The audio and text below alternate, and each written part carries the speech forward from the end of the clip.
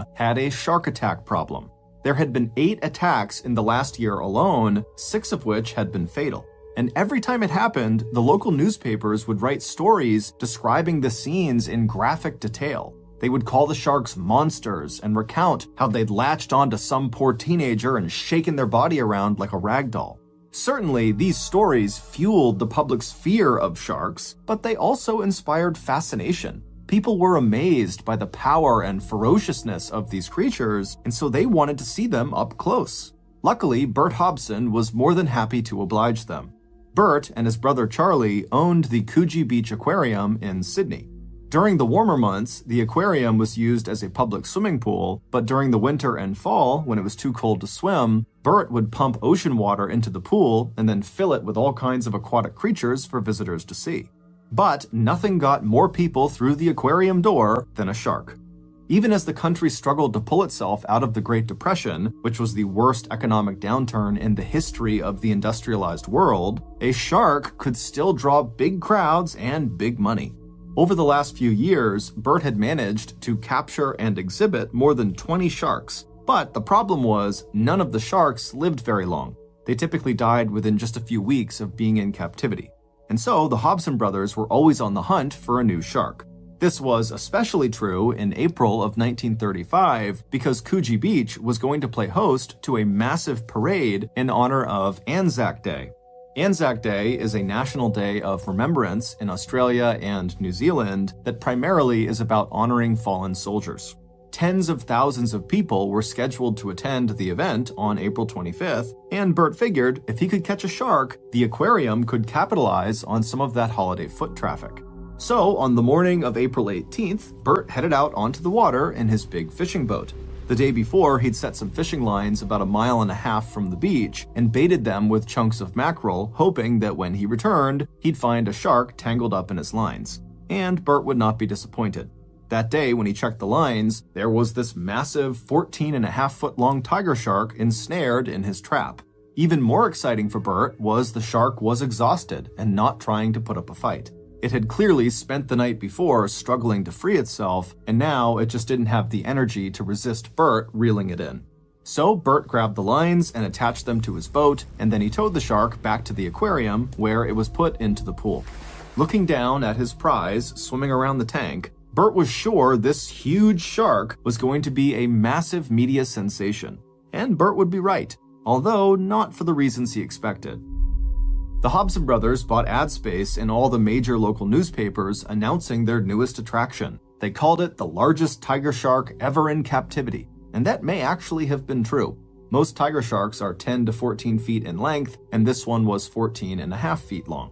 The prospect of seeing this giant creature attracted a massive crowd. However, for most of the week leading up to Anzac Day, the prized shark didn't put on much of a show. It barely ate, and then when it did, it just kind of seemed docile and slow. It certainly was not living up to the ferocious monster hype the brothers had been selling. But then something strange happened. On Anzac Day, Thursday, April 25th, the brothers opened their aquarium early to try to capitalize on as much of the pre-parade foot traffic as they could, but again, that day, the shark just kind of swam slowly around and barely ate, and so by late afternoon, only about a dozen people were still watching the shark. And just as those last dozen or so people were getting ready to leave the aquarium right around 4:30 p.m., the shark started acting weird. Without warning, the shark just started thrashing violently around in the water. Its body was moving so fast and its tail was flapping so aggressively that it practically beat the water to a foam. The spectators had absolutely no idea what was going on, but they were completely mesmerized by the spectacle of it. The shark then started rapidly swimming in circles around the pool, periodically smashing into the walls. And then, all of a sudden, the shark just stopped swimming. And for a moment, it just floated motionless in the center of the pool, and then it just sank to the bottom. At first, all the onlookers assumed the shark must have died. But then they started to see this stuff rising up through the water just above the shark. And when this stuff got to the surface, it formed this mass of chunky, putrid scum that smelled and looked like vomit. And in fact, that's what it was. Vomiting is a fairly common behavior in sharks. when they get stressed out, like when they're caught in nets or beached, or when they've been dragged from their habitat and then put in a pool that's too small for them, they sometimes throw up. The behavior is even more common in tiger sharks because tiger sharks will eat pretty much anything that crosses their path, including things they can't digest, like turtle shells and metal, which is why they're always having to throw up to get these things out of their body. But no one in the audience knew this, so as this pool of shark vomit was beginning to settle on the surface of the water, the spectators just stared at it, trying to understand what it was. And as they were looking, they started to notice these shapes inside of the vomit that they sort of recognized. At first, what they saw were things like fish bones and shark fins, the kind of things you would expect to find in the stomach of a shark. But then there were also these other things that you wouldn't really expect to see, like a dead rat and a partially digested bird. And then they noticed something else, a human arm, and this arm had a rope tied around its wrist. The spectators were horrified. They started gasping and screaming and shouting for someone to call the police. Bert Hobson grabbed a stick and did his best to push the arm over to the side of the pool while his brother Charlie rushed inside to call the authorities. By the time the cops arrived, the shark had recovered from its sickness and was back to swimming slow laps around the pool. So the first thing the cops had to do was secure the arm before the shark decided it was hungry again. The detectives lifted the arm from the water using the rope around its wrist, and then they placed it inside of a burlap bag they'd brought to collect evidence. And then the police turned their attention to the obvious question everyone had. How did this arm wind up inside of this shark? The Hobson brothers assured the police there was no way someone could have thrown the arm into the pool without their knowledge because the shark had been under constant surveillance since arriving at the aquarium 7 days earlier. There was also no way someone could have fallen into the pool during off hours because they kept the aquarium locked when they weren't there. So the Hobson brothers were certain that the arm must have already been in the shark's belly when it arrived at their aquarium. And the victim, whoever they were, was likely just another casualty of the latest wave of shark attacks in Sydney's harbors. But the police weren't so sure about that theory, at least not the part about a random shark attack. To them, the rope tied around the arm's wrist seemed to suggest something more intentional, possibly murder or maybe suicide. They didn't know, but something seemed off.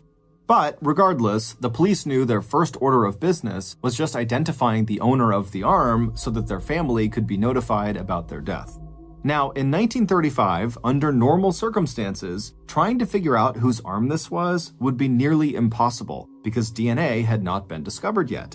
And so all investigators could do was just look at the arm and see if there were any features on it that could lead to the owner. And in this case, there were. The first thing they noticed was that the arm was in shockingly good condition. In fact, there appeared to be hardly any signs of digestion at all, which was surprising considering how long it must have been in the shark's stomach. So before the police even left the aquarium, they called a fingerprinting specialist who drove out to the site and then cut and peeled the skin off the fingertips for later analysis. The second thing the police noticed was a tattoo on the inner forearm. It was an illustration of two boxers facing off as if they were in the ring. Their bodies and gloves were drawn in blue ink, and their boxing shorts were colored red. The design was unique enough that police felt hopeful a friend or family member might recognize it just from a written description in the newspaper. But when the police drove over to the morgue to have the arm analyzed further, what they would learn there would ensure that all the newspapers in the state would be running much more than just a written description of that tattoo. At the morgue, the local medical officer became instantly fixated on the question of how the arm had come to be removed from the owner's body. Up to that point, everyone, including most of the police, assumed the shark had just bitten the arm off. But to the medical officer, the arm did not look like it had been bitten off at all. There were none of the ragged tears or bite marks like you'd expect to see with a shark attack. Instead, the arm appeared to have been cut from the body with surgical precision, most likely with a knife, which meant this death was likely not the result of a shark attack. In all likelihood, it was a murder by a person, and then after this guy was killed, the shark was either fed the body part, or after the parts were dumped into the water, the shark happened to find the arm and ate it. This new twist on the case created an instant media frenzy. Newspapers all over the country ran stories about this strange situation with the shark arm in Sydney. And a bunch of those papers actually ran a photo of the tattoo, along with instructions for readers to contact the authorities if they recognized it. And someone did. On April 28th, just 3 days after the scene at the aquarium, police received a call from a guy saying he'd seen the photo of the tattoo in the paper and he knew who the arm belonged to. Without a doubt, the guy said, that arm belongs to my older brother, Jim Smith. To most of the police at the precinct, the name Jim Smith meant nothing. But for Detective Frank Matthews, the man who would be leading the so-called shark arm case, hearing the name Jim Smith would completely change the way he was thinking about the investigation ahead of him. Because Matthews knew that Jim could not have been just a random victim. About a year earlier, Jim had become a secret police informant. It started with an insurance fraud scheme gone wrong. Some wealthy men had bought a yacht called the Pathfinder, and then they over-insured it. They then hired Jim to be the captain of the Pathfinder, and his job was to drive and maintain the boat, and then, at an appointed date and time, sink it. The wealthy men would then cash in the insurance claim and split the proceeds amongst those involved in the scheme. But when Jim was actively sinking the boat as ordered, a water policeman saw it happening and yelled out, offering to help. But Jim panicked and just pretended not to hear the police officer, allowing the boat to continue to sink. And so later on, when the wealthy men tried to file their insurance claim on the boat, that water policeman remembered that strange encounter with Jim, and before long, the insurance claim was flagged for fraud. Detective Matthews had been assigned to that case, and Jim was one of the first people brought in for questioning. But as soon as they started talking, Jim broke down completely and told the detective everything. In exchange for immunity, Jim promised to supply Detective Matthews with information on Sydney's vast criminal underworld. This was an extremely dangerous trade for Jim to make. Because of the massive financial fallout caused by the Great Depression, desperation had driven many otherwise law-abiding Sydney residents to participate in some capacity in this criminal underworld. And people like Jim, who snitched to the police, threatened their livelihood. So, when Detective Matthews heard that the shark arm victim was Jim Smith, he assumed that someone must have found out that Jim was a police informant and they had had him killed to shut him up.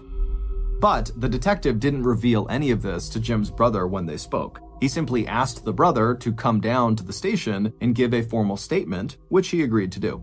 The next morning, Jim's brother arrived at the police station, and with him was Jim's wife.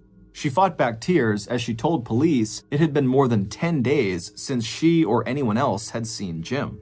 The last time they spoke to him, he said he'd been hired to take a wealthy man out on a fishing trip. He said he didn't know how long he'd be gone, but he'd be staying at a cabin on the coast, and if they needed to reach him, he would be checking his messages at the Hotel Cecil in Cronulla. Cronulla is one of Sydney's many coastal suburbs. By this point, Detective Matthews could tell this was going to be a very challenging investigation with a lot of media scrutiny. And part of him wondered if maybe he was jumping to conclusions. Maybe Jim hadn't been murdered. Maybe he really had just been attacked by a shark. And if he had, then most likely the rest of Jim's body, or at least more of his body, would be inside of that tiger shark. And as it happened, that tiger shark had actually died shortly after vomiting up Jim's arm. And so Detective Matthews went to the dock where the shark's body was being held by a fish oil merchant, and there he watched as the giant fish was cut open and nothing but fish parts fell out of it. This was enough to convince Matthews that this was no animal attack. Jim had to have been murdered by a person. So he tipped his hat to the fish oil merchant and headed back to the station where he would make plans for the next phase of the investigation, canvassing Cronulla, where Jim had told his wife he would be checking his messages. The first place police were sent in Cronulla was the bar at the Hotel Cecil, and immediately police got a hit. When the bartender saw a photo of Jim, he instantly told police that he recognized him, and even called him by name. He said, "That's Jim Smith." Apparently, Jim had visited this bar on several occasions, enough to be on a first-name basis with the bartender, and also the bartender said Jim was just a very memorable guy. He was tall and athletic, and at one point he trained to be a boxer, which is why he had that tattoo on his forearm of the two boxers. But the bartender said it had been a long time since Jim had come around. The last time he saw Jim was the evening of April 8th. Jim arrived in the early afternoon and stayed for several hours, drinking beer and playing dominoes with the locals, and then around 6 p.m., he left with a friend called Mr. Williams, a man that the bartender described as being very, very short. Detective Matthews knew who the bartender was talking about, and he also knew that this very short man was not named Mr. Williams. The real name of the short man was Paddy Brady, and Matthews knew he was a very close friend of Jim's. Paddy was well known to police as a master forger. He'd picked up the talent in his 20s while he was in the military. Paddy had been in and out of jail on a regular basis since he was 11 years old. In fact, the police had an active warrant out for his arrest in connection with some forging charges, which Matthews assumed was the reason Paddy was going around using a fake name. He didn't want to get arrested. But despite being a career criminal, Paddy was not known to be a violent criminal. So even though Paddy seemed like he could have been the last person to see Jim alive, the combination of him being Jim's close friend and Paddy being non-violent made it hard for investigators to believe that he might have had anything to do with Jim's murder. But over the next few days, as police continued speaking to residents of Cronulla, it started to seem like Paddy had in fact done harm to his friend.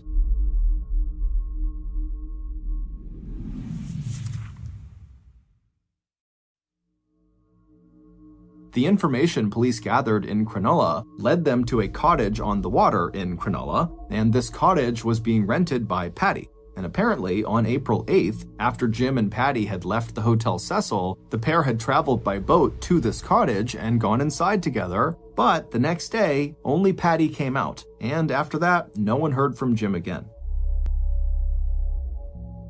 Initially, police couldn't think of a good reason why Paddy might want to kill his friend, but when Matthews followed up on where Paddy went on April 9th, so the morning after he and Jim had gone into the cottage together, a theory started to form in Matthews' head.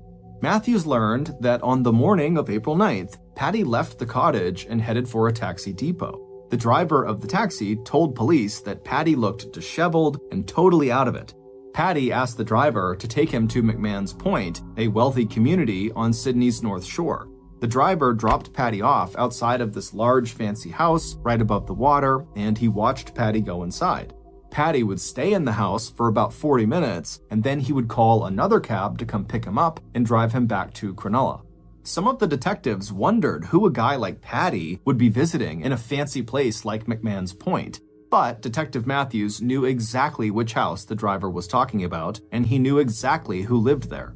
The house belonged to a well-known businessman named Reginald Holmes. Back in the 1850s, Holmes's father was considered to be the best boat builder in Sydney. He built luxury yachts and speedboats, and he made an absolute fortune selling them. And then, when he retired, he handed the whole boating empire over to his oldest son, Reginald.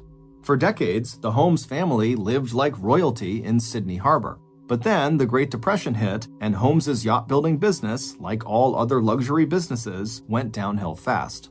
So, to maintain his luxury lifestyle and preserve the prestige of his name, Reginald Holmes had found other ways of making money.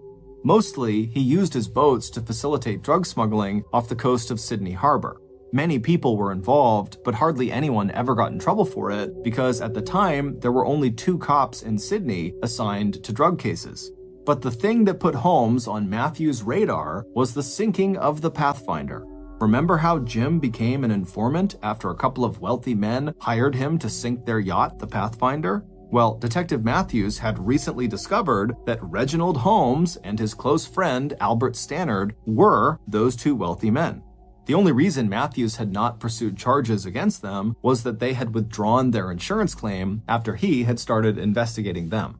At this point, the police felt nearly certain that Holmes had to be involved somehow in Jim's death. There were just too many coincidences. But they didn't have enough evidence to actually charge Holmes with anything. So instead, they went after Paddy.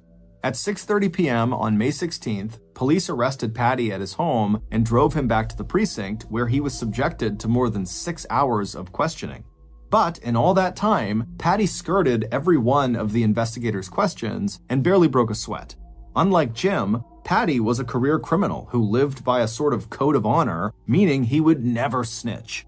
But Patty also realized that he was facing murder charges, which meant he could be facing the death penalty if he was convicted. So, eventually, Patty's code kind of eroded, and he made a calculated decision. If he was going to be forced to take the fall for Jim's death, he was going to make sure that Holmes went down with him. Patty told police in an official statement that he'd first met Holmes about a year earlier, back when Jim had been hired to be the captain of the Pathfinder. But after that big insurance scam failed with the Pathfinder, Patty said that Jim was left without any money because he didn't get paid for the scam. And so he and Patty came up with a new scam and presented it to Holmes. The idea was to forge checks from Holmes's wealthier clients in amounts so small that the clients wouldn't notice. Holmes would supply the checks, Patty would forge the signatures, and Jim would cash the checks from his account. And then all three men would split the profits. It's unclear why someone like Reginald Holmes would sign up for such a high-risk, low-reward kind of scam, but reading between the lines in Patty's statement, Detective Matthews considered the possibility that perhaps Jim was angry about not getting paid for the Pathfinder job, and he might have told Holmes that if he didn't cooperate with he and Patty's forging scam, that Jim would go to police about Holmes's role in the Pathfinder insurance scam. Whatever the motivation was, Holmes agreed to participate with Patty and Jim. And for a long time, their scam worked, and the three men made some nice money. Eventually, though, Jim and Patty got greedy and decided they wanted to level up the scam operation. They wanted to forge a check for a whopping 620 pounds, which, for reference, would be worth more than 11,000 pounds today when adjusted for inflation. Holmes agreed and produced the check, and in the week leading up to Jim's disappearance, Patty visited Holmes's house many times to practice forging the signature. In fact, according to Patty's statement, that was why he visited Holmes on the morning of April 9th. But when it came to the death of his friend Jim Smith, Patty said he didn't know anything. He said that when he left the cabin that morning on April 9th to go to Holmes's house, Jim was alive and well. The police weren't sure if they believed Patty's version of events, but his statement gave them what they needed to go after Holmes. So the next morning, Holmes was brought in for questioning. Holmes was only 44 years old and he'd lived a life of immense privilege, but when he walked into the police station on May 17th, he seemed much older and more frail than a 44-year-old should be. There were rumors that after the Pathfinder scam had failed, Holmes had had a nervous breakdown and he had begun self-medicating with alcohol and cocaine. The police presented Holmes with a copy of Patty's statement, but after Holmes read it, he denied every word. Not only did he claim to have no idea what Patty was talking about in the statement, Holmes told police that he didn't even know who Patty was, and he certainly had never visited Holmes's house. Obviously, the police knew this was a lie. But Holmes was a powerful person with powerful lawyers, and for the time being, the police could not force him to talk. Instead, they made another move against Patty.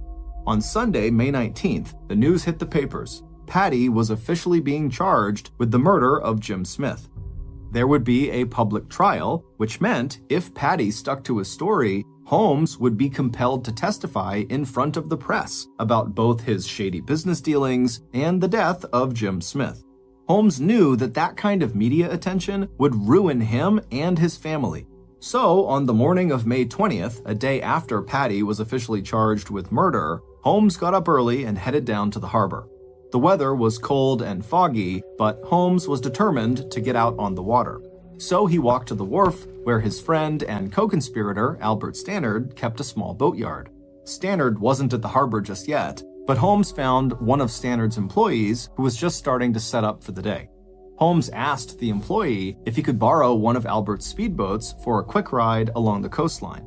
The employee could easily tell that Holmes was drunk, but he knew that Holmes was a skilled boater and a close friend of his boss, so he said, "Sure, I'll get you set up." The man filled the boat with fuel and oil and then pushed it out onto the water.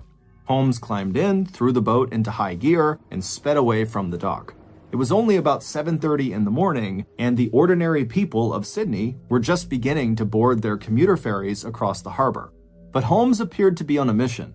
As he headed east toward open water, his eyes stared straight ahead. He pushed the boat to go faster and faster until tears were streaming out of his eyes. And then he abruptly cut the engine.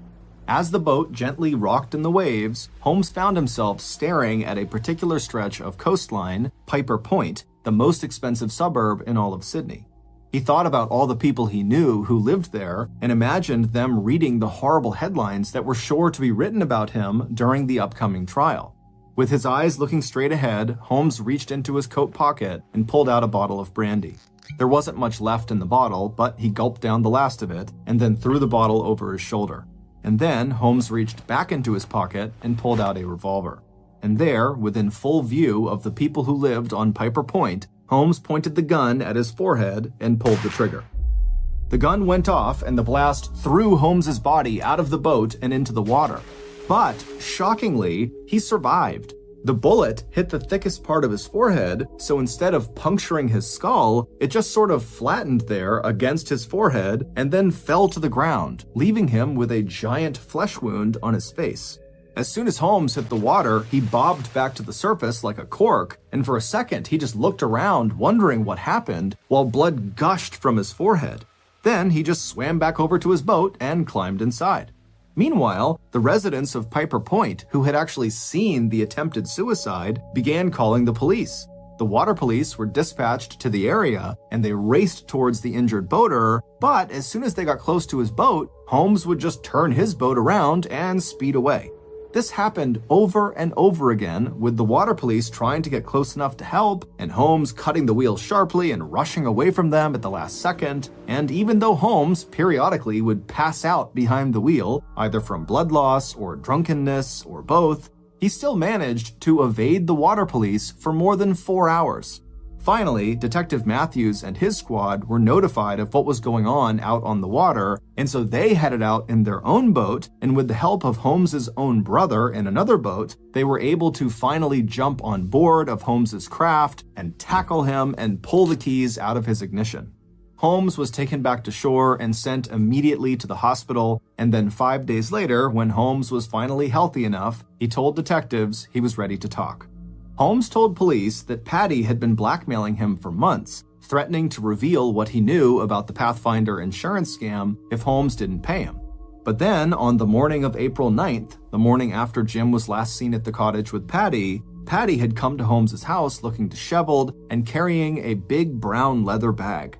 Patty told Holmes that he'd been with Jim at the cottage the night before, but they'd gotten into a fight that ended with Jim getting killed. So Patty had loaded Jim's body into a tin trunk he found at the cottage and disposed of it by dumping it into the water. But apparently, not all of Jim's body had fit inside of that tin trunk. Holmes said that at that point, Patty reached into this brown leather bag he had with him, and he pulled out Jim's arm, holding it by a rope that he had tied around the wrist. Holmes said this scared him so badly that he immediately decided to just do whatever Patty wanted in fear that Patty might kill him too. And so from that point onward, whenever Patty called to ask for money, Holmes would give it to him. To the police handling the interrogation, Holmes seemed genuinely afraid as he spoke. He chain-smoked and his hands shook when he signed his statement, but it was impossible to tell if he was afraid of Patty or of the stain this case was going to leave on his reputation. In any case, the majority of the details in his story lined up with what the police had uncovered in their investigation. So they asked Holmes if he would be willing to testify that Patty killed Jim and disposed of Jim's body, and Holmes said he would. Now, not all of the detectives believed that Patty was guilty. The idea that this tiny guy could have killed this huge athletic guy, Jim, who had literally been at one point a professional fighter, seemed totally implausible. But with all the media attention on this case, the police were facing an immense amount of pressure to just close it. And since they still couldn't find Jim's body, Holmes' story was their best shot at closing the case. Before Holmes left the station, the detectives asked him if he wanted police protection, but Holmes declined. Before Patty could officially be indicted for murder, the police would have to present their evidence to the coroner. In cases where a wrongful death is suspected, it is the coroner's job to determine the cause of death and who may have been responsible. On May 30th, the lead detectives were called to the office of the coroner to present all of the information they had uncovered in the case of Jim Smith's death. But after presenting all their evidence, the coroner told them that there was not yet enough information to determine how Jim Smith had died, and so they would have to have an inquest. An inquest is a judicial inquiry to ascertain the facts relating to an incident, such as a death. The date for the inquest was set for June 12th, which meant detectives had just 2 weeks to prepare all of their evidence and just 2 weeks to hopefully finally find Jim's body. But at the end of those 2 weeks, despite searching the water extensively, police did not locate Jim's body, which meant pretty much their entire case against Patty would rest on the testimony of Reginald Holmes, a man who just weeks earlier had publicly demonstrated that he was both dangerous and mentally unstable. And as the days until the inquest ticked by, Holmes's mental health only seemed to worsen. He spent entire days drinking in his bed, scared that if he went outside, he would be killed, either for what he'd said to police or for what he might say on the stand at the inquest. And it would turn out his fears were legitimate.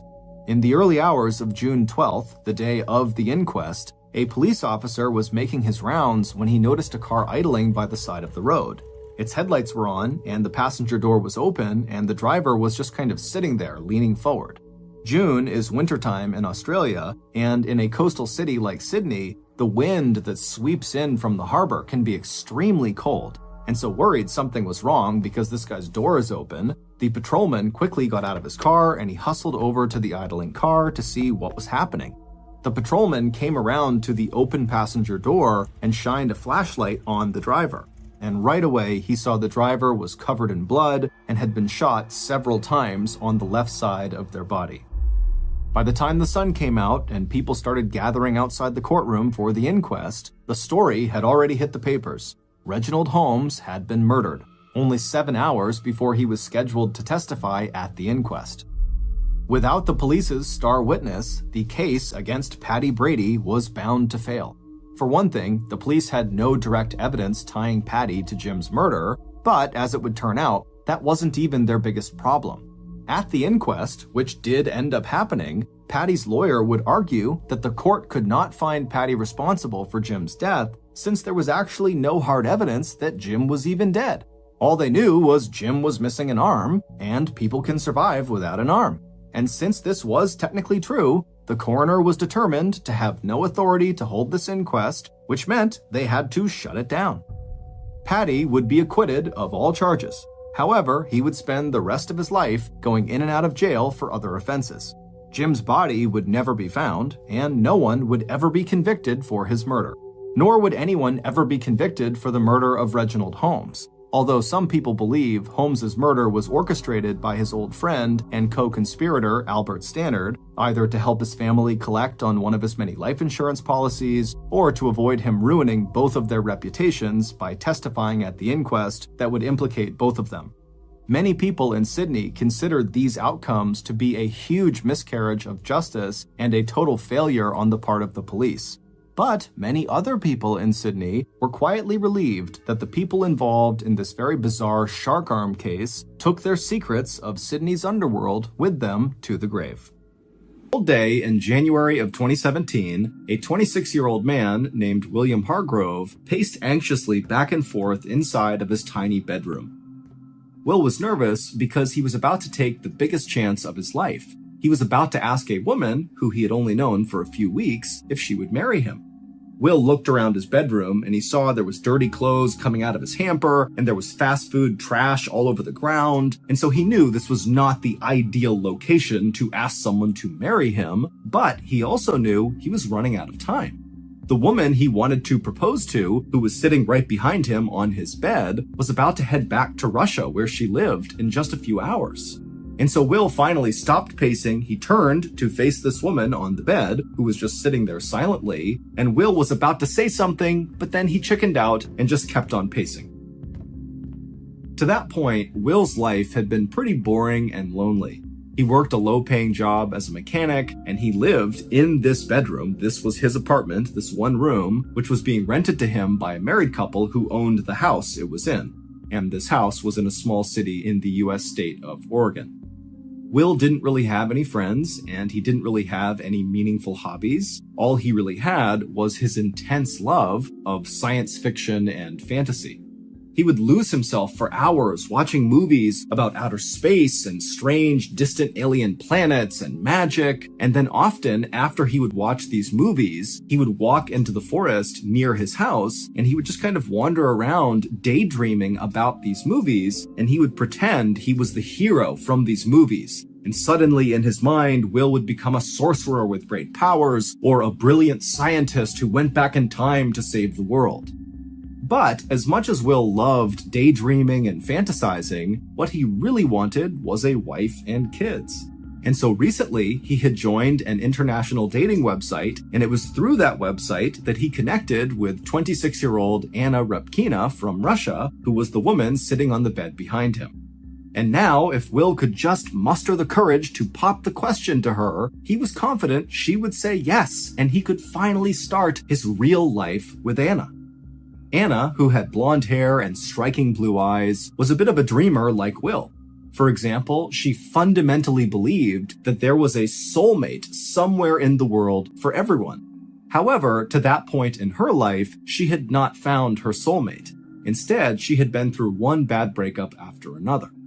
But a few weeks earlier, when a short, stocky, bald guy with a bushy goatee, Will, had reached out to her on an international dating website and invited her to America to visit him, she believed it was fate that they were being brought together, and so Will had to be her soulmate.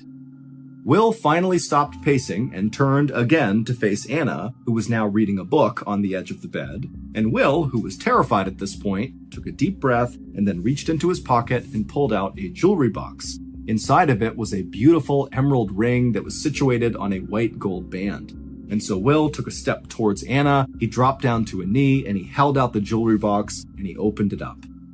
At first, Anna didn't know what Will was doing and was kind of confused, but when she saw the ring and saw him on his knee, she knew what was happening, and she began trembling with excitement. And then Will, he pulled the ring out of its holder and he slipped it onto Anna's finger, and he asked her if she would marry him. And Anna, she began crying tears of joy and shouted, "Yes." Later that day, Anna would fly back home to Russia, but as soon as she landed, she began getting her affairs in order to go right back to Oregon to live with Will permanently. And 2 months later, in March of 2017, Anna was touching back down at the Oregon airport, and then right near the baggage claim, she had her big reunion with Will. That evening, when Anna and Will drove from the airport to Will's place, they parked the car, they got out, they grabbed Anna's luggage, they went up the front steps, and when Will unlocked the front door to go inside of the house to make their way up to his bedroom apartment, as soon as the door swung open, there was a woman standing in the doorway with her arms crossed, staring out at both of them. This woman was 34-year-old Michelle Chavez, and she and her husband were the married couple who rented the bedroom apartment to Will. Michelle had dark hair and piercing eyes, and even when she was being pleasant, she could be very intimidating. And right now, it was obvious she was not trying to be pleasant. And so Anna, who sensed something was wrong here, kind of awkwardly said hi to Michelle, but Michelle, she just glared at Anna and said nothing, and then looked from Anna to Will and said, "Will, I need to talk to you." And then before Will could say anything, Michelle grabbed his arm and began dragging him through the house to the back. And as Will is kind of stumbling along after Michelle, he tried to be calm and told Anna, "Just go ahead and take your stuff up to the room. I'll be up there in a minute." And so Anna, she's very confused about what's happening here. She does not understand this dynamic at all, but she began taking her suitcases and marching over to the side of the house where Will's bedroom was. And as she did this, she could hear on the other side of the house, Michelle really yelling at Will, but Anna couldn't make out what Michelle was actually saying.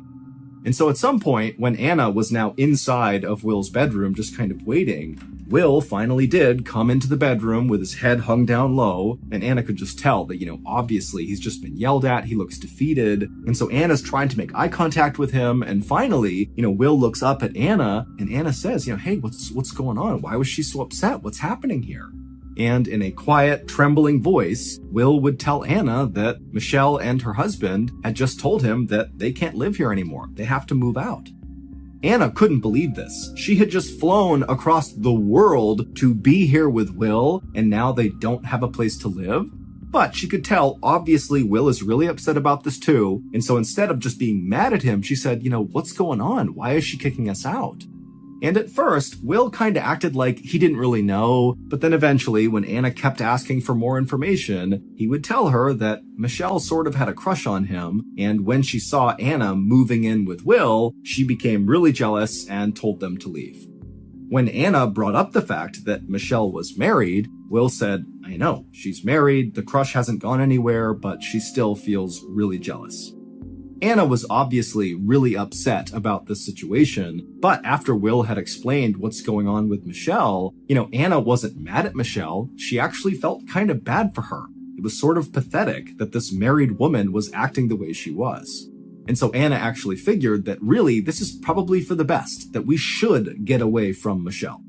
And within a few days, Anna and Will had moved out of Michelle's place and found a place of their own in a neighboring town. And as soon as they were settled inside of there, it was like relief washed over both of them. And they both became really excited to plan their wedding and think about their future together.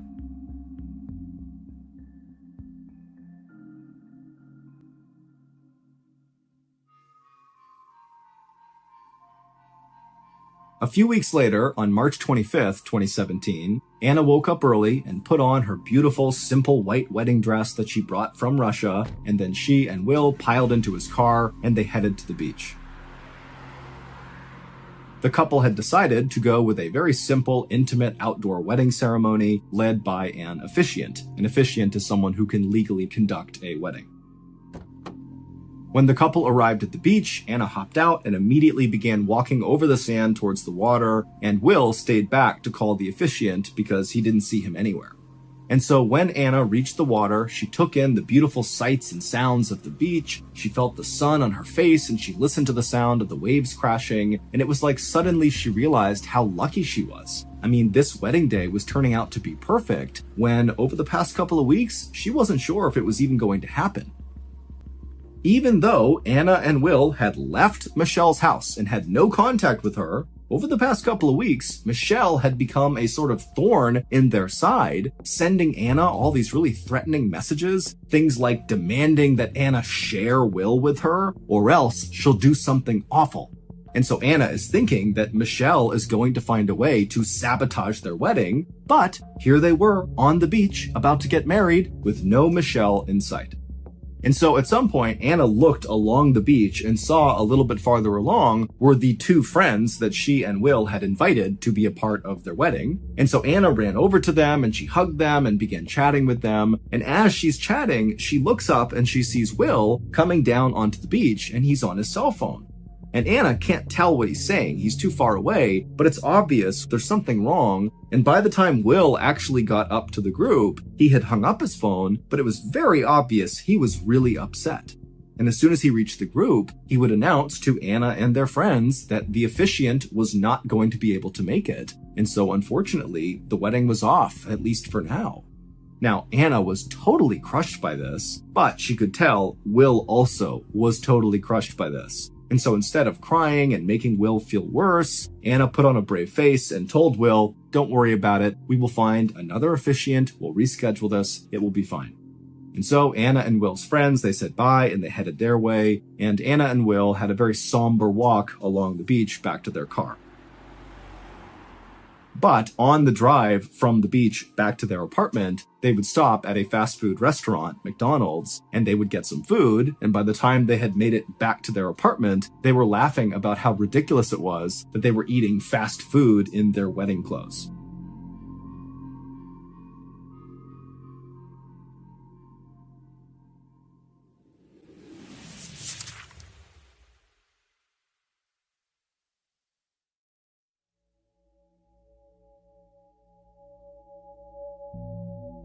A couple weeks later, Anna was still in the process of rescheduling their wedding, and she was starting to feel very frustrated with Will. Over the last week or so, Will, instead of helping her with the wedding, was spending much of his time outside of the apartment, pacing around, chain smoking, while talking to someone on the phone. Now, Anna didn't know who he was talking to, but based on how stressed out he seemed, Anna assumed he had to be talking to either Michelle or talking to someone else about Michelle. Regardless, Anna knew this had to, in some way, be connected to Michelle. However, whenever Anna would approach Will and ask him why he was so stressed and whether or not he was still in contact with Michelle, Will would try to change the subject, or he would just clam up and not talk at all. But finally, on April 16th, so 3 weeks after the couple's first failed wedding attempt, Will would approach Anna and ask her very sheepishly if she would come with him on a walk through the woods, because he had something important he wanted to tell her. Now, Anna knew that Will loved walking in these woods. He still went off and daydreamed after his movies. And so she knew that if he's asking her to go out there to talk, that this was going to be a very serious conversation, most likely about Michelle and whatever's going on. And so the couple piled into Will's car and they drove to the parking lot right near the woods. They got out, they hopped on a path, and they began walking into the trees. And for a while, they didn't really talk to each other. They just walked quietly side by side through the woods. But at some point, Will began to slow down and then finally came to a full stop, at which point Anna stopped too, and she turned to face him. And when she did, Will paused for a moment, and then with a shaky voice, told Anna that he felt like they rushed into their relationship and he wanted to call off the engagement. Anna was so caught off guard and heartbroken by what she was hearing that she couldn't say anything. She just stood there in stunned silence and then finally just turned around and stormed off away from Will deeper into the woods until she was out of Will's sight. The next day, when Will woke up, the first thing he did was pick up his phone and text Anna. But Anna didn't write back. And so as Will is laying in bed, he couldn't help but feel this overwhelming sense of regret about the decision he had made the day before. He wanted Anna back.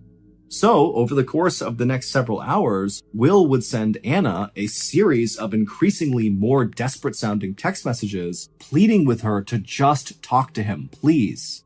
But she didn't respond to any of his messages. And so Will decided that the only way he could get Anna back would be if he did something big. So he hopped out of his bed, he grabbed his cigarettes, he went outside, and he began pacing and chain smoking, trying to come up with whatever big idea was going to get Anna back. And at some point, an idea came to him. He would do what he had seen heroes do in several of his favorite science fiction and fantasy movies. He would use time travel to go back in time and get Anna back. Feeling totally energized by this idea, Will ran back inside his apartment, he grabbed another pack of cigarettes, a 6-pack of soda, and then he sat down at his computer and he scoured the internet for any information about how to build a time-traveling machine. And for the next 24 to 48 hours, Will stayed at his computer, chain smoking and drinking sodas, drawing all these sketches of different time machine designs that he found on the internet. But at some point, after 24 to 48 hours, Will realized that no matter how good these sketches were, he lacked 1, the resources, and 2, the knowledge and expertise of how to take this sketch and actually make it into a real physical time machine. And so feeling totally frustrated, Will took a sketchbook and threw it, and then lay down on his bed, feeling somewhat defeated. But as he laid there thinking about Anna, he had another epiphany. In other science fiction and fantasy movies, sometimes the heroes didn't need to use time machines to go back in time, they would use magic. And so suddenly Will decided, oh my goodness, I need to find the right magical spell that will allow me to travel back in time and get Anna. And so once again, he ran back to his computer, continued chain smoking and drinking sodas while scouring the internet looking for the right magical spell that would take him back in time. And several times he communicated with strangers on the internet, telling them that he would sell his soul to them if they could give him the right spell. And then anytime he thought he found the right spell, he would close his eyes and chant the words out loud, and then open his eyes only to realize he was stuck in the present. And so finally, after basically staying awake for 72 hours on this quest to go back in time to get Anna back, Will realized that it was not going to work, and so he gave up. The next morning, on April 19th, so this is 3 days after he broke up with Anna in the woods, Will heard a knock on his front door. And when he opened the door, there were 2 police officers standing there. And when Will asked them, what's going on, they told him that they actually needed his help, and would he mind coming to the station to talk to them. And so Will, he was still totally exhausted from not having slept over the last 3 days, but he of course agreed to go. And when he got to the police station, he was led into a small interview room, and he sat down behind this metal desk in front of the other 2 officers, and he asked them, what can I do for you? And one of the officers eventually asked Will if he had recently eaten at a Kentucky Fried Chicken restaurant. That's a fast food restaurant also known as KFC. Will was puzzled and almost wanted to laugh because he couldn't understand how this was important. But when he saw that these 2 officers were not making light of this at all, they were very serious, Will said, yeah, a few days ago I did eat at a KFC. Why does that matter? To understand why it mattered, we need to understand the relationship between Will and Michelle.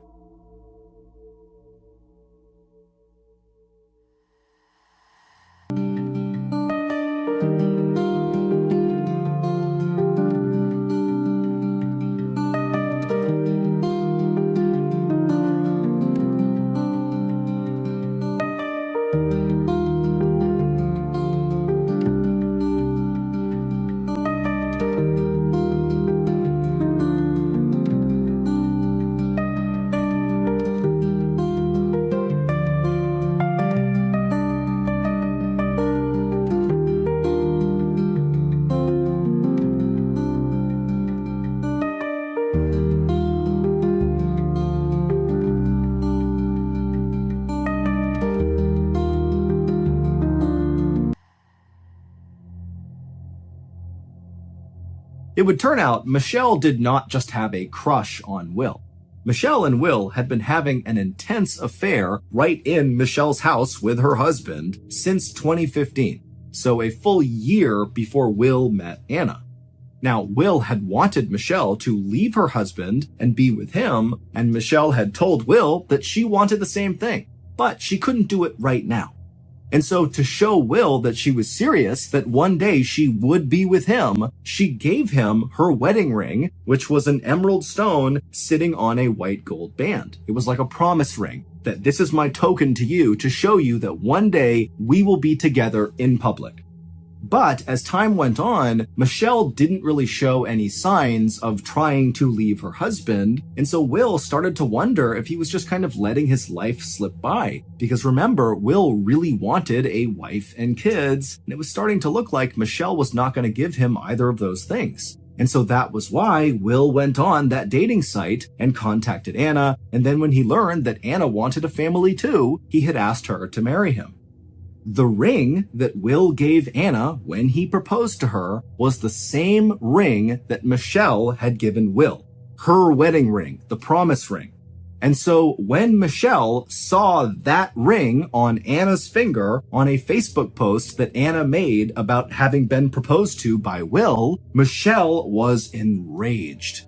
And then, just a few weeks later, when Anna showed up at Michelle's house to move into Will's bedroom with him, she grabbed Will, dragged him to the side of the house, and said, "You need to choose right now between me and Anna." And because Will couldn't come up with an answer, Michelle kicked him and Anna out of the house. However, over the following weeks, despite Michelle having booted them from her property, she could not let go of her jealousy of Anna and her love for Will. And so she sent Anna all these threatening messages on Facebook demanding that she share Will with her or else, and she began incessantly calling and texting Will demanding that he choose her over Anna. And so when Anna saw Will walking around outside chain-smoking cigarettes on the phone, Anna was right in suspecting that that was Michelle that he was talking to. But despite all this pressure, Will just could not make up his mind. He didn't know which woman he wanted to be with more. And so to buy himself some time, he had lied to Anna about hiring an officiant for their wedding on the beach. And then when they arrived on the beach and Will said the officiant had canceled, it was all a ruse. There was never any officiant. He was just trying to buy time for himself. But finally, on April 16th, for whatever reason, Will had decided that he knew which woman he wanted to go with. He wanted to go with Michelle. So he brought Anna out into the woods and he told her the news that he was breaking off the engagement and effectively their relationship was over, at which point Anna turned and stormed off into the woods. And so Will, he watched her disappear and then he turned around and walked back along the path back toward his car. And when he got there, he opened his trunk and got something out of it, and then he walked back along the trail into the woods where he had seen Anna last. And when he reached that spot, he kind of walked off in the direction that Anna had wandered, and eventually he spotted Anna. She was standing in a clearing, looking up into the sky, seemingly lost in thought. And so Will quietly walked up right behind her, and then he raised the shotgun he had gotten out of his trunk. He placed the barrel against the back of Anna's skull, and before she could even react, say something, turn around, do anything, he pulled the trigger. Afterward, he ran back down the trail to his car, and he gathered up all of Anna's things that happened to be inside of the car, along with some trash on the floor of the car, and then he brought all of that stuff back into the woods and kind of dumped it both on and around Anna's body. The next day, a walker and their dog happened to come across Anna's body, and when the police were called out to the site, they began sifting through all of the trash that was kind of scattered around Anna's body. And inside of a crumpled up KFC bag, the police would find a receipt for the day of the murder, and that receipt belonged to Will. The morning after Will killed Anna, he sent those initial text messages to Anna just to cover his tracks. But as he sent them, he actually did feel an enormous sense of regret about the decision he made. He no longer wanted Michelle, he wanted Anna. And it was at that point that he decided he would do what the heroes in some of his favorite movies did. He would go back in time and undo the murder and get his love back. But of course, his efforts would fail.